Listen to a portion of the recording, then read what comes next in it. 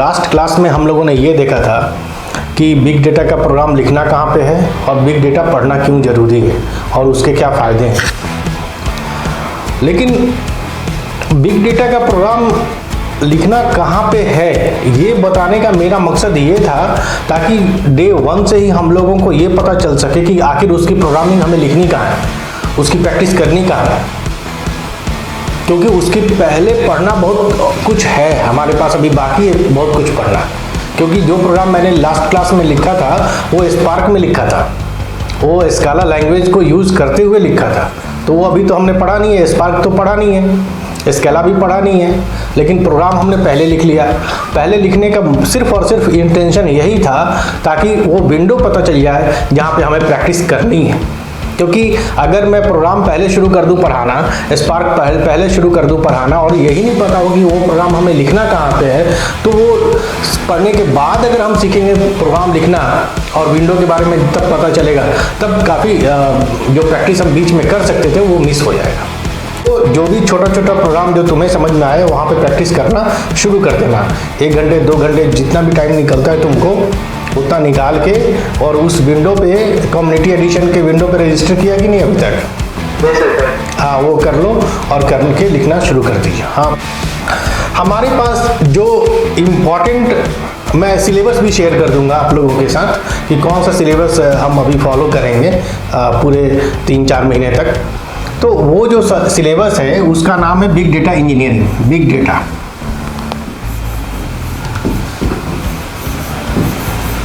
Data developer programme.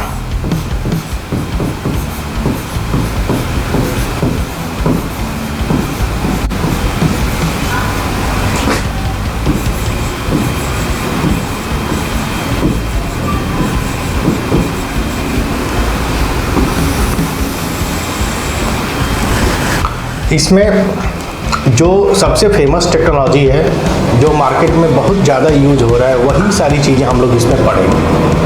Big data में सबसे पहले हम लोग पढ़ेंगे स्पार्क।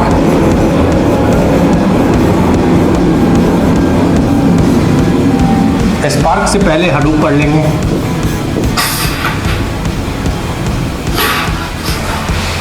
किसी का बैकग्राउंड नॉइज आ रहा है।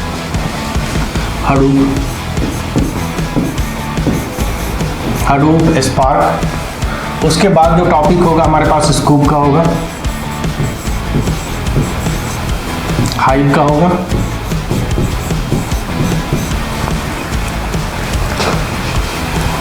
स्पार्क के साथ हमें स्काला भी पढ़ना पड़ेगा, स्काला और पाइथन।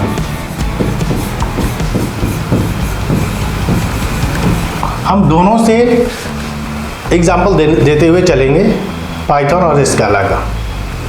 ये जो सारा कोड लिखा हुआ होगा वो जो हम इस सेशन में आप लोगों को रन करा के दिखाएंगे जो कोड, वो सब कोड एक कॉमन रिपोजिटरी में हम लोग डालेंगे। और कॉमन रिपोजिटरी कहाँ पे बनाएंगे? उस रिपोजिटरी को हम लोग बोलेंगे गिट पे। गिट पे हमारा सारा का सारा कोड पड़ा हुआ होगा, ठीक है। हाइव और स्कूप ये सब सिक्वल स्टेटमेंट्स हैं, डेटाबेस से रिलेटेड है। इनफैक्ट वो डेटाबेस नहीं है, डेटा वेयर हाउस है हाइव। तो ये हाइव देखेंगे हम लोग, स्कूप देखेंगे। उसके बाद क्लाउड टेक्नोलॉजी भी देखेंगे। क्लाउड में क्या क्या देखेंगे?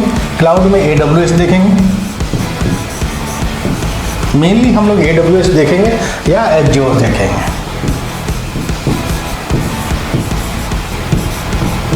AWS अमेजॉन का है, एज्योर माइक्रोसॉफ्ट का है, और एक और है GCP।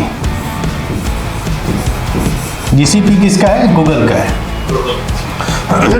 तो ये सारी क्लाउड टेक्नोलॉजी है जो कि काफ़ी मार्केट में है और इस पे काफ़ी जॉब ओपनिंग्स हैं। अगर आप लोग चाहें तो naukri.com खोल के और बिग डेटा डेवलपर डाल के कीवर्ड और सर्च मार के देखना कितने सारे जॉब्स हैं और क्या पैकेज है ना। काफ़ी फेमस टेक्नोलॉजी है, तो अभी मार्केट में काफ़ी अच्छे चल रही है सर। तो ये सारी टेक्नोलॉजी हम लोग पढ़ेंगे।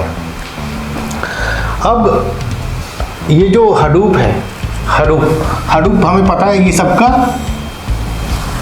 पेरेंट है, सुपर पेरेंट यही है ना। हडूप यही बिग डेटा का मेन और बेस है समझो। इसके ऊपर ही सारी टेक्नोलॉजी डिपेंडेंट है या बनी हुई है, इनको मॉडिफाई करके। उसके बाद स्पार्क है, हडूप से बेटर हुआ स्पार्क, उसके साथ स्काला और पाइथन लैंग्वेज हम लोग यूज करेंगे। स्पार्क एक फ्रेमवर्क है, इसमें किसी लैंग्वेज के सहारे ही हम लोग कोडिंग करेंगे, अपना प्रोग्राम लिखेंगे, लेकिन जितना मैनेजमेंट होगा वो सारा का सारा स्पार्क प्रोवाइड कराएगा हमारा। जो प्रोसेसिंग का तरीका है वो सारा का सारा स्पार्क की टेक्नोलॉजी यूज़ किया जाएगा उसमें। स्पार्क का अपना एक एल्गोरिदम है जिसके हिसाब से वो प्रोसेस करता है डेटा को। लेकिन वो लैंग्वेज कौन सा इस्तेमाल करेंगे हम लोग स्पार्क में? स्काला और पाइथन। जिसमें भी आप हेमंत जी आप किस में कंफर्टेबल रहेंगे, स्काला और पाइथन किस में? पाइथन ज़्यादा रिलेटेबल है, बट स्टिल हाँ ठीक है, दोनों में हम लोग डिस्कस कर लेंगे। और तुम्हारा क्या सोचना है आशीष? दोनों में से कोई भी चलेगा? हाँ ठीक है, पाइथन पे भी चलेंगे। और हाँ बोलो। सर अभी तो नया है ना, मतलब हाँ, तो पाइथन और स्काला दोनों पे भी लेके चलेंगे। पाइथन कंपैरेटिवली इजियर लैंग्वेज है ना, तो ठीक है। और पाइथन ठीक है। और ये गिट रिपोजिटरी भी आज सर्च मार के गूगल पे देख लेना, इसमें जो भी तुम्हारे फाइल्स होंगे वो तुम अपलोड कर सकते हो यहाँ पे गिट पे। जो भी तुम्हारा कोड का फाइल होगा, कोड का जो प्रोग्राम बनेगा, जो कोड होगा वो तुम गिट पे डालोगे, रिपोजिटरी बना के, वो मैं बताऊंगा किसी क्लास में।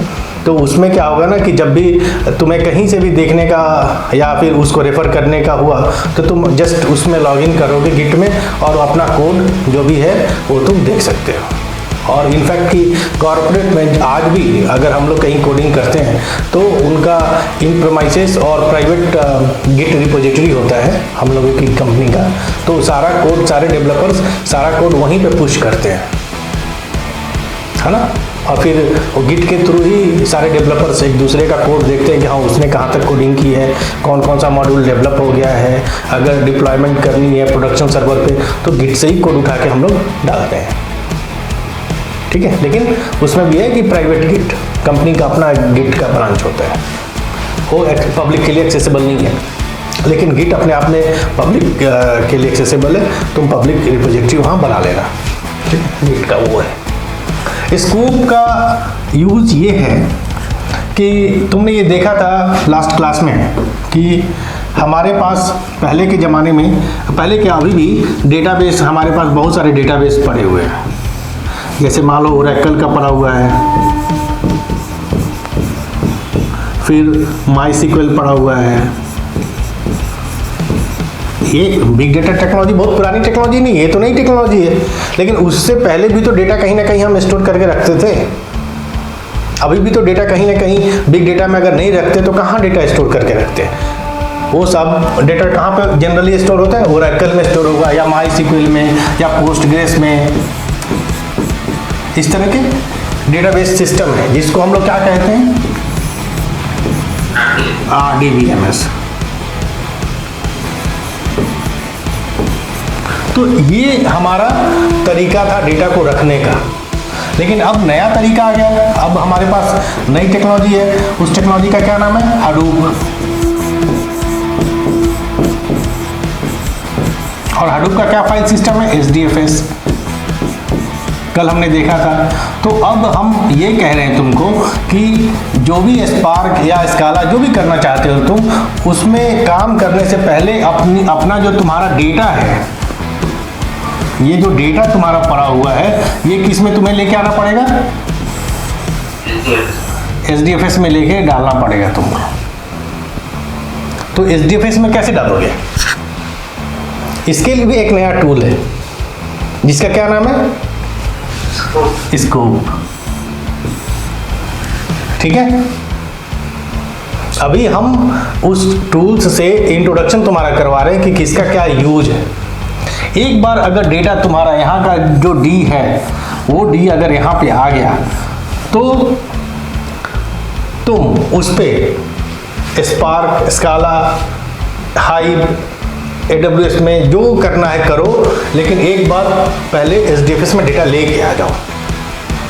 और HDFS में डेटा लाने के लिए कौन हेल्पफुल होगा हमारे लिए? ये हमारा स्कूप, यही वो टूल है जिसके थ्रू हम स्कूप, समझ रहे हो बात आशीष? स्कूप, अभी स्कूप भी पढ़ेंगे हम लोग। तो ये है इंट्रोडक्शन तुम्हारा। गिट किसके लिए काम आएगा? रिपोजिटरी बनाने के लिए, कोड को एक जगह रखने के लिए।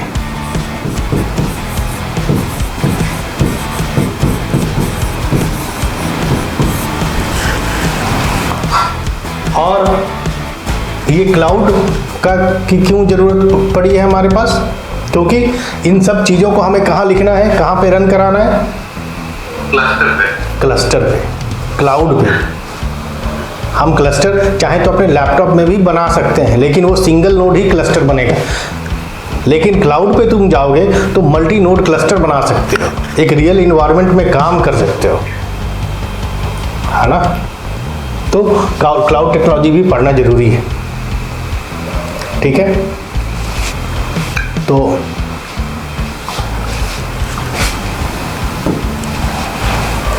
चलो स्पार्क से शुरू करते हैं हम लोग, है ना?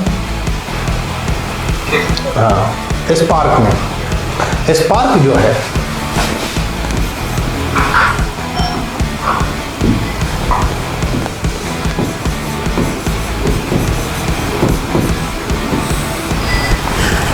स्पार्क के बारे में कहा जाता है कि ये इन मेमोरी प्रोसेसिंग इंजन है।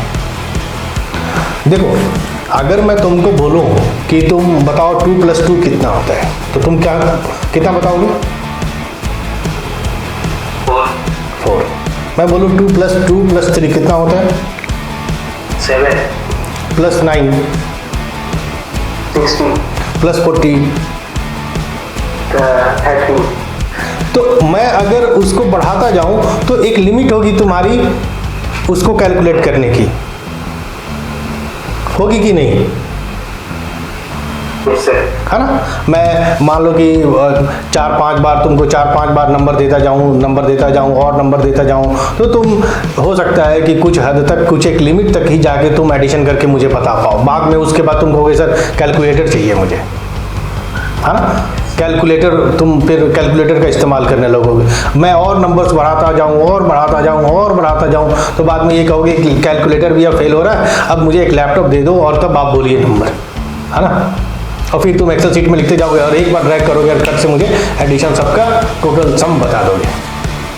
तो मेरा यहाँ पे एग्जांपल देने का ये मतलब है कि जैसे मैंने कहा तुमको 2 + 2 कितना होता है, तो तुमने कैलकुलेट करके मुझे बताया 4। ये कहाँ पे कैलकुलेट किया?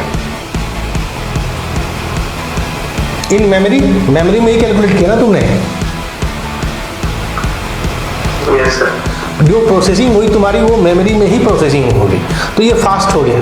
ये बहुत ही तुमने फास्ट करके बता दिया। 2 + 2 तो 4, 2 + 2 तो 6। तुमने इन मेमोरी कैलकुलेशन करके और मुझे उसी समय बता दिया। तो ये इन मेमोरी जब भी कैलकुलेशन होगा वो फास्ट होगा। लेकिन अगर तुम कंप्यूटर ढूंढने लग जाओ, यहाँ लिख के, अगर कॉपी कलम मैं तुमको दे दूँ, कॉपी और पेन, और उसमें तुम लिख के और फिर एडिशन करोगे तो उसमें तो टाइम जाएगा। आशीष, तो ये बताओ तुम कि कॉपी पे जो लिख के तुम कैलकुलेशन करोगे वो ज़्यादा फास्टर होगा या फिर जो इन मेमोरी जो कैलकुलेशन होगा वो फास्टर होगा? कौन सा फास्टर होगा? In memory. तो इसीलिए स्पार्क जो है वो इन मेमोरी कैलकुलेशन करता है, इन मेमोरी प्रोसेसिंग इंजन है वो, है ना? इन मेमोरी, इसीलिए इसको कहते हैं इन मेमोरी प्रोसेसिंग इंजन।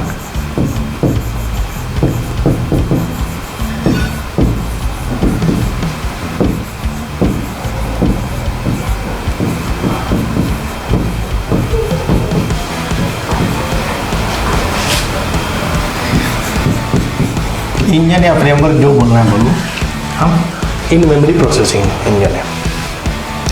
अब स्पार्क ये तो है। दूसरी बात है कि स्पार्क और भी कई टूल्स को मिला के कॉमन प्लेटफॉर्म दे देता है। तुम्हें अगर मशीन लर्निंग का एल्गोरिथम लिखना है तो तुम स्पार्क में लिख सकते हो। तुम्हें बिग डेटा पे कैलकुलेशन करना है, कुछ बिजनेस लॉजिक इंप्लीमेंट करना है तो तुम स्पार्क पे कर सकते हो। तुम्हें जो भी करना है, स्पार्क अपने आप में एक कॉम्प्रिहेंसिव फ्रेमवर्क है। ये क्या है? कॉम्प्रिहेंसिव फ्रेमवर्क है।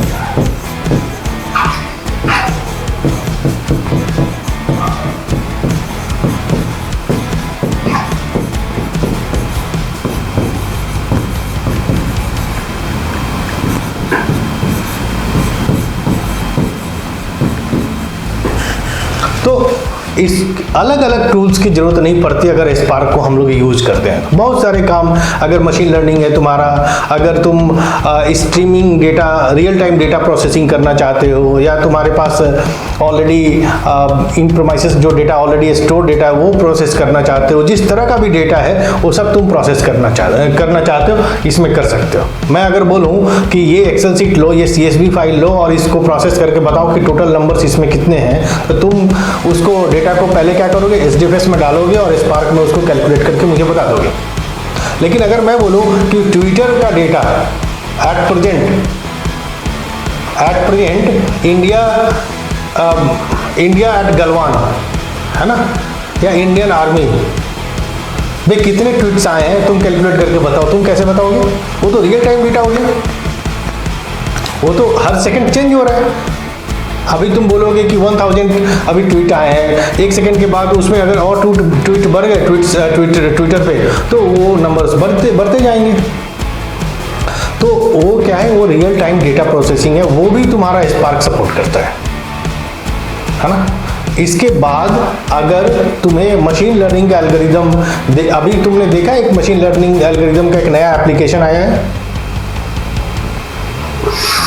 अभी हाल ही में 2-4 दिन पहले ही लॉन्च हुआ है, और उसमें है क्या कि बस तुम टेक्स्ट लिखो, है ना, टेक्स्ट लिखो और वो इमेज बना के तुम्हें दे देगा। जैसे तुमने लिखा कि रांची स्मार्ट सिटी, है ना, तो कुछ, या फिर अ मैन ऑन हॉर्स या सुपरमैन ऑन हॉर्स, तो कुछ भी, जो भी लिखना चाहो, जो भी तुम्हारे मन में है वो लिखोगे और उसका पिक्चर बन के तैयार हो जाएगा। तो वो सब मशीन लर्निंग से ही है। एक नया एप्लीकेशन आया है अभी आज या कल नहीं, कुछ दिन हुए, पहले आईफोन पे था, अभी एंड्रॉयड पे भी लॉन्च हुआ है, जिसमें कि बड़ा अच्छा नाम है, मैं भूल रहा हूँ। उसमें तुम कैसा भी सेल्फी लो, डार्क में, इसमें उसमें, जैसा मतलब कितने गंदे से गंदा भी सेल्फी हो अगर, या फिर कोई भी पिक हो, तुम उसको अपने हिसाब से डेकोरेट कर सकते हो और बहुत मतलब अट्रैक्टिव बना देता है वो तुम्हारा सेल्फी भी। तो इस तरह के कहने का मतलब ये है कि उसमें कौन सा एल्गोरिदम लगा हुआ है, AI और ML के एल्गोरिदम लगे हुए हैं, आर्टिफिशियल इंटेलिजेंस और मशीन लर्निंग के एल्गोरिदम्स लगे हुए हैं। और वो एल्गोरिदम्स भी रन कराने के लिए तुम्हें किसी और टूल की ज़रूरत नहीं है, तुम स्पार्क में ही कर सकते हो। स्पार्क भी सपोर्ट करता है मशीन लर्निंग को। मेरा मतलब कहने का ये है। तो काफ़ी कॉम्प्रिहेंसिव फ्रेमवर्क है ये हमारा, है ना। अच्छा, दूसरी, अब एक और पॉइंट है इसमें तुम सीक्वल लाइक स्टेटमेंट लिख सकते हो। मान लो कि मैं अब प्रोग्रामिंग बैकग्राउंड का हूँ, तुम प्रोग्रामिंग बैकग्राउंड के हो, या फिर हेमंत हैं वो भी प्रोग्रामिंग बैकग्राउंड के हैं। लेकिन कई ऐसे लोग हैं जिन्होंने प्रोग्रामिंग नहीं की है। उन्होंने क्या किया है, उन्होंने सीक्वल स्टेटमेंट्स लिखे हैं, डेटाबेस में बहुत काम किया है, क्योंकि अल्टीमेटली तो इसमें डेटा से ही हम लोग खेल रहे हैं। तो डेटाबेस वाले भी अगर इसमें आना चाहते हैं और उनको प्रोग्रामिंग स्किल उनका कमज़ोर है, या उन्होंने उस पर ध्यान नहीं दिया है, उन्होंने बहुत ज़्यादा फोकस किया है, 6 साल 4 साल केवल सीक्वल स्टेटमेंट्स लिखा है, तो क्या वो लोग इसमें आ सकते हैं या नहीं? वो लोग कुछ इसमें काम कर सकते हैं या नहीं? तो वो लोग भी कर सकते हैं। जरूरी नहीं कि हर चीज़ तुम प्रोग्राम में ही लिखो, इसमें स्पार्क में तुम इस सीक्वल लाइक स्टेटमेंट भी लिख सकते हो, यानी ये SQL भी सपोर्ट करता है। इसमें तुम डेटा पर बिजनेस लॉजिक 2 तरीके से इंप्लीमेंट कर सकते हो। एक तो प्रोग्रामिंग के थ्रू, जैसे मर्जी वैसे उसको हैंडल करो, अगर तुम्हारी प्रोग्रामिंग काफ़ी स्ट्रांग है तो। अगर तुम डेटाबेस बैकग्राउंड के हो तो तुम सीक्वल में लिखो, स्पार्क उसको भी सपोर्ट करेगा। सिंपल सीक्वल स्टेटमेंट्स लिखो, उसके लिए वो डेटा फ्रेम, डेटा सेट आगे जाके पढ़ेंगे हम लोग, सब कुछ देता है और तुम सिर्फ के लाइक स्टेटमेंट लिखो और अपने डेटा पे जो भी बिजनेस लॉजिक इंप्लीमेंट करना है उसको सीक्वल में एक्सप्रेस करो और उस पर लिखो, वो भी तुम कर सकते हो। तो ये सारे उसके पॉइंट्स हैं और ये काफ़ी फास्ट होता है क्योंकि ये इन मेमोरी प्रोसेसिंग इंजन है, इसलिए फास्ट होता है। और बाकी तो चीज़ें सेम है, ये पैरेलल प्रोसेसिंग आपको देता ही है। पैरेलल प्रोसेसिंग देगा तभी तो वो यहाँ पे है, तभी तो बिग डेटा हैंडल करेगा। क्योंकि पैरेलल प्रोसेसिंग इसलिए ज़रूरी है क्योंकि तुमने देखा था लास्ट क्लास में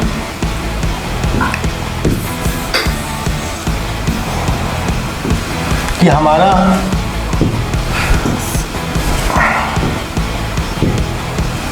हमारे पास जो क्लस्टर है वो तो कई नोड्स पे बना हुआ है, कई नोड को मिलने से बना है हमारा क्लस्टर।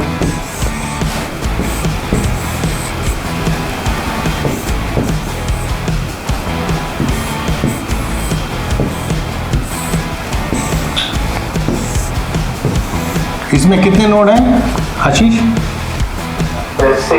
6 नोड है। तो ये सारे नोड्स मिलके इसको क्या बोलते हैं हम लोग? क्लस्टर। ये क्लस्टर मतलब मुहल्ला। ये अगर इसका वर्ड मीनिंग भी देखो तो क्या होता है? क्लस्टर मतलब जहाँ कुछ घर हों, कुछ लोग हों, एक एरिया हो, है ना, उसी को क्लस्टर कहते हैं। तो ये बस इतनी समझो, ये सब क्या है? एक घर है ना। ये शुक्ला कॉलोनी क्या है? क्लस्टर बन गया, है ना। तो बस, और इसमें मेरा घर, तुम्हारा घर, हेमंत का घर, ऐसे ये अलग क्लस्टर में रहते हैं, ये RMCH की तरफ रहते हैं, है ना। तो ये अलग क्लस्टर वाले हैं, लेकिन हम तुम तो एक ही क्लस्टर में रहते हैं, तो हाँ ना। तो ये क्लस्टर वही है और कुछ नहीं है। बस यही है कि बिल्कुल जैसे डेमोक्रेसी में, डेमोक्रेटिक कंट्री में कैसे होता है, हर कोई अपना काम कर सकता है, जो मर्जी वो कर सकता है ना, संविधान के हिसाब से। तो वैसे ही ये क्लस्टर पे जो नोड्स हैं वो लोग भी अपना अपना काम खुद ही करते हैं। और जो इनको काम दिया जाता है, जो काम इनको दिया गया यहाँ पे, जो भी डेटा इनको दिया जाएगा, ये तो लास्ट क्लास में हम लोगों ने देखा था कि कोई भी डेटा होगा पहले वो क्या होगा? मैप होगा। मैप होने के लिए क्या होगा? वो टूटेगा, कई ब्लॉक में टूटेगा। यानी कि मान लो ये डेटा है तो पहले ये ब्लॉक 1 बनेगा, ब्लॉक 2 बनेगा, और ब्लॉक 3 बनेगा, और ब्लॉक 4 बनेगा।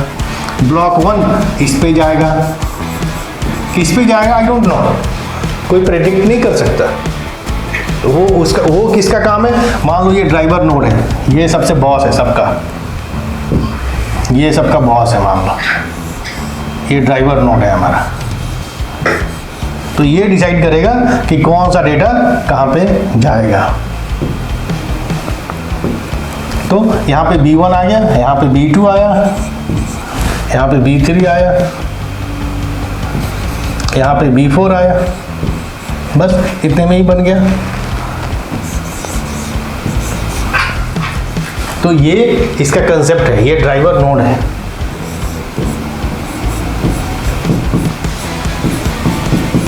ये ड्राइवर नोड है, ड्राइवर नोड। ये B1, B2, B3 सबको उसने दे दिया, सारे नोड्स, सब उस क्लस्टर में जितने नोड्स हैं उन लोगों को वो डेटा मिल गया और सब अपना अपना उस पर काम करेंगे। यानी कि अगर डेटा को तुम हाथी समझो, एक बड़ा सा एलिफेंट समझो, तो एलिफेंट का एक पार्ट यानी पूंछ इसको मिल गया, उसका जो पेट का पार्ट है वो इसको मिल गया, और पीछे वाले का पार्ट, पीछे वाले पैर का पार्ट ये इसको मिल गया। हर किसी को अलग अलग पार्ट मिला, हाथी पूरा का पूरा नहीं मिला। लेकिन जब हम यूज़र को सबमिट करेंगे तो वो पूरा एक कंबाइंड कैलकुलेशन उसको देना पड़ेगा। जैसे जैसे मैंने तुमसे पूछा था 2 + 2 + 2 + 2, मान लो 4 टाइम्स मैंने 2 बोला तुमको, तो उस पर क्या हुआ? 2 + 2 कोई एक नोट करेगा, फिर 2 + 2 कोई दूसरा नोट करेगा, वो 4 लेके रिजल्ट आएगा, दूसरा नोट 4 कैलकुलेट करके रिजल्ट लाएगा, और फिर दोनों नोड का जो रिजल्ट होगा वो कहाँ पे कैलकुलेट होगा? यस, ड्राइवर नोड पे ये कैलकुलेट होगा फाइनल रिजल्ट, और यही रिजल्ट ड्राइवर ही यूजर को सर्व करेगा और यूजर से डेटा लेगा। ये नोड्स डायरेक्ट कम्युनिकेट नहीं कर सकते। ये तो बात हो गई एक इसके आर्किटेक्चर की। दूसरी बात ये है कि जो भी आपका डेटा है B1 या B2 जो भी डेटा है आपका, वो कितने फैक्टर से रिप्लिकेट करेगा डिफॉल्ट? 3 फैक्टर से। यानी कि B1 का जो डेटा है तुम्हारा, तुम ऐसे समझो,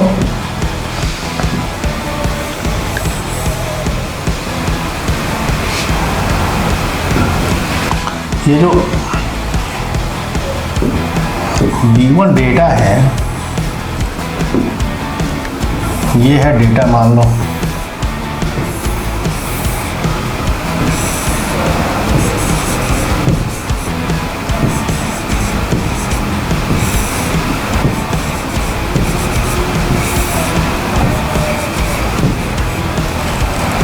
ये है डेटा B1।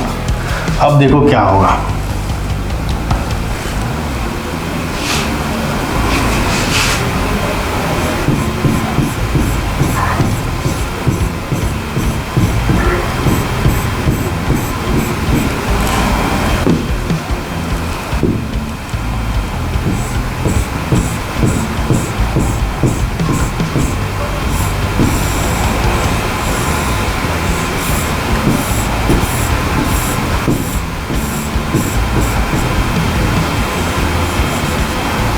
ये डेटा तुम्हारा B2 हुआ,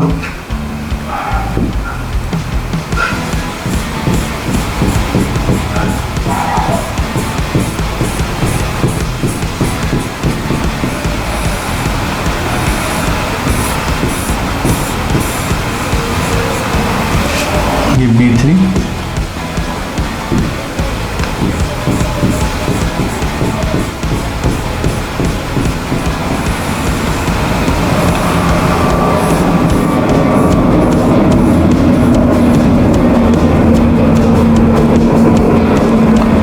B1 तुम्हारा, ये B2, ये B3 और ये B4। अब B1 क्या होगा? B1 यहाँ पे आया, ये 3 फैक्टर से रिप्लिकेट होगा, यानी कि B1 इस नोड पे भी रहेगा,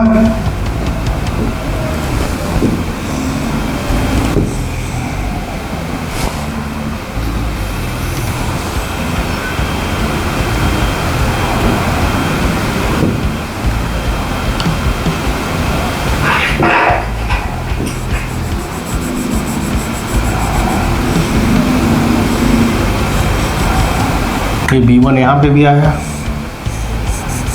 ये B1 यहाँ पे भी आएगा, ये B1 यहाँ पे भी आएगा। ठीक है, ये B1 जो डेटा था तुम्हारा, ये कहाँ पे गया?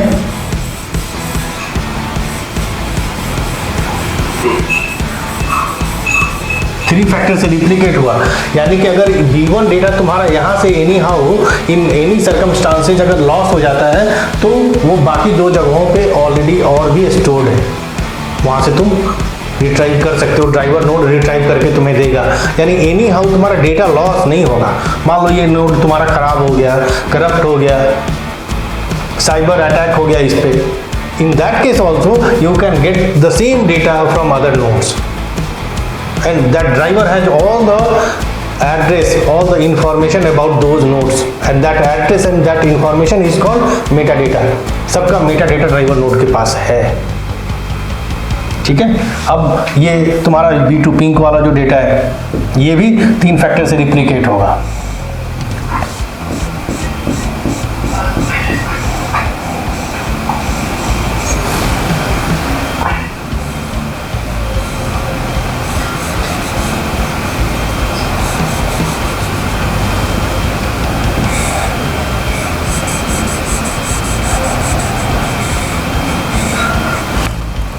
उसके बाद ब्लैक वाला डेटा,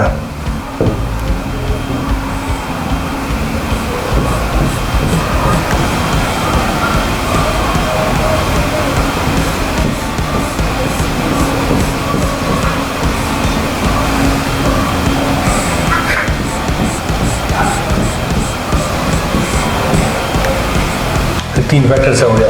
अब ये ग्रीन वाला डेटा,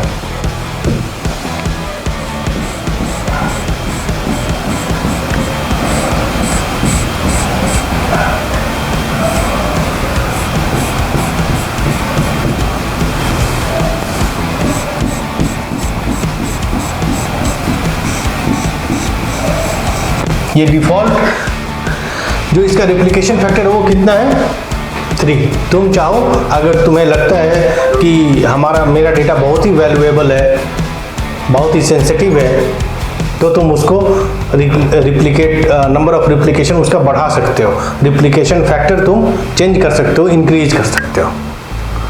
तो ये है रिप्लिकेशन फैक्टर। तो जब भी तुम्हारा ये डेटा स्टोर होगा स्पार्क इकोसिस्टम में नोड्स पे, तो क्या होगा, रिप्लिकेट होके पहले तो तुम्हारे डेटा को ब्लॉक में बांटा जाएगा, और ब्लॉक जब उस डेटा का बनने के बाद वो एक एक ब्लॉक 3 जगहों पे फैक्टर 3 से रिप्लिकेट होगा और अलग अलग नोड पे रहेगा। ठीक है, तो ये है। तो आज हम लोग क्लास यहीं पे रहने देते हैं, और फिर नेक्स्ट क्लास में हम लोग और देखेंगे कि आगे इस पे हम लोग न्यूमेरिकल्स भी सॉल्व करेंगे कि अगर इतने जीबी का डेटा है तो हमारा कितना नोड बनेगा, किस साइज का ब्लॉक बनेगा, वो सब हम लोग नेक्स्ट क्लास में देखेंगे। ठीक है, थैंक यू। Thank you.